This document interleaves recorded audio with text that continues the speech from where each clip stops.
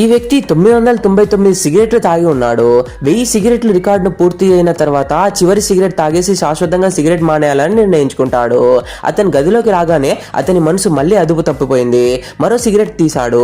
Cigarette వెలిగించకపోతే lighter వెలగలేదు.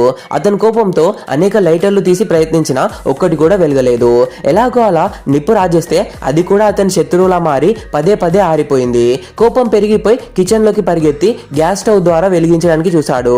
కానీ నిప్పు సిగరెట్ దగ్గరకు రాగానే ఆటోమేటిక్ గా ఆరిపోయింది. చివరికి ఫ్లేమ్ థ్రోవర్ ను కూడా తీశాడు. కానీ అది కూడా పనిచేయలేదు. రాత్రి అయ్యే వరకు సిగరెట్ వెలిగించలేకపోయాడు. అప్పుడు టీవీలో వార్త వచ్చింది, జ్వాలాముఖి పేలబోతుంది అని. ఇది వినగానే అతని బుర్రలో ఒక ప్రమాదకరమైన ఆలోచన తట్టింది.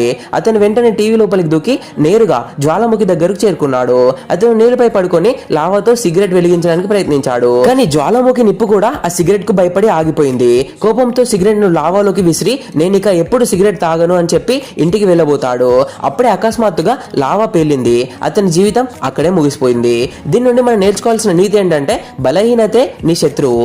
ఈ వ్యక్తికి సిగరెట్ మానేయాలనే కోరిక ఉంది, కానీ దాన్ని ఎదుర్కోవడానికి సంకల్ప బలం లేదు. అతను దాన్ని మానేయడానికి పరిస్థితులపై ఆధారపడ్డాడు, కానీ తనలోని శక్తిని ఉపయోగించలేదు. ఏ వ్యసనాన్ని లేదా చెడు అలవాటును మానేయాలన్నా నీ లోపల బలంగా నిర్ణయం తీసుకోవాలి. బయటి వస్తువులు లేదా పరిస్థితులు నిన్ను మార్పలేవు. మార్పే శక్తి నీ సంకల్ప బలంలోనే ఉంది.